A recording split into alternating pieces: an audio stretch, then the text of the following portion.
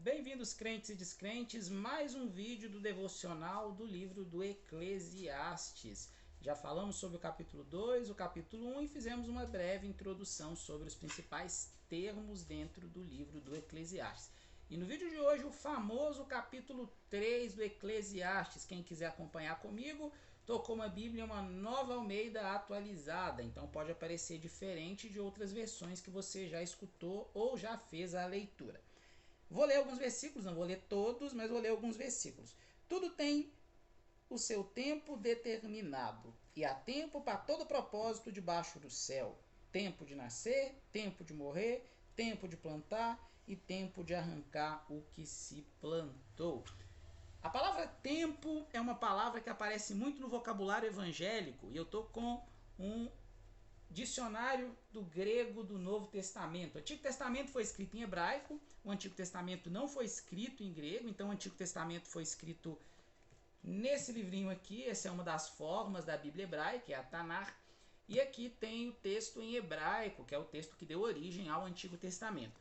Mas por volta do século 3 a.C., foi traduzido o Antigo Testamento para a língua grega, que a gente chama de Septuaginta. A Septuaginta, se eu abrir lá em Eclesiastes 3, o termo que vai aparecer, Septuaginta, é a tradução do hebraico para o grego, pois o povo na época, a língua grega, né, por causa da helenização, sobretudo através da figura de Alexandre o Grande, dominou todo o império conhecido na época. Então o grego se tornou meio que a língua oficial, que seria o inglês hoje.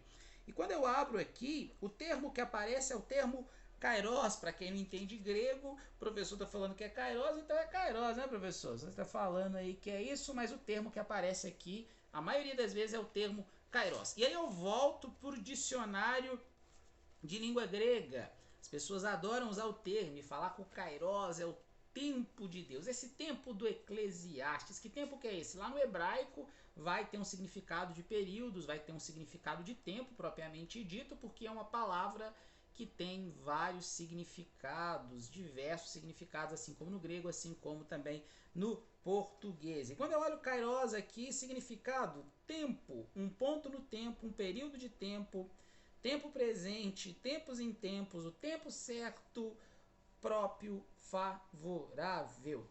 É muito comum aparecer o termo nas traduções nesse Eclesiastes 3, propósito. Há um propósito para tudo debaixo da terra. Qual o propósito da sua existência? O que o Eclesiastes 3 vai tentar nos dizer, vai fazer nós pensarmos é isso, porque tudo tem um propósito determinado. Logo no versículo 1 desse capítulo 3 vai dizer isso.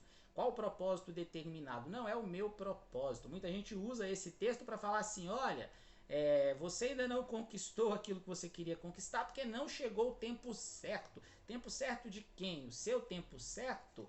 Porque se pensarmos esse Kairos como um tempo apropriado, como tempo correto, esse tempo que já está determinado vem através de Deus. Então será que no tempo de Deus você vai realmente conquistar? Talvez no tempo de Deus você nem será curado de uma determinada doença que veio a te atingir, porque o tempo de Deus é diferente do nosso tempo. O propósito de Deus é diferente do nosso propósito. E o Eclesiastes ele vai continuando. Chega uma parte lá do Eclesiastes que vai dizer, inclusive, né, que o ser humano não conhece o propósito de Deus. O ser humano não conhece o seu tempo. E é uma verdade, porque por diversas vezes nós nos paramos questionando se realmente, né, Deus quer fazer algo. Será que aquilo ali é para mim? Será que aquilo ali não é para mim?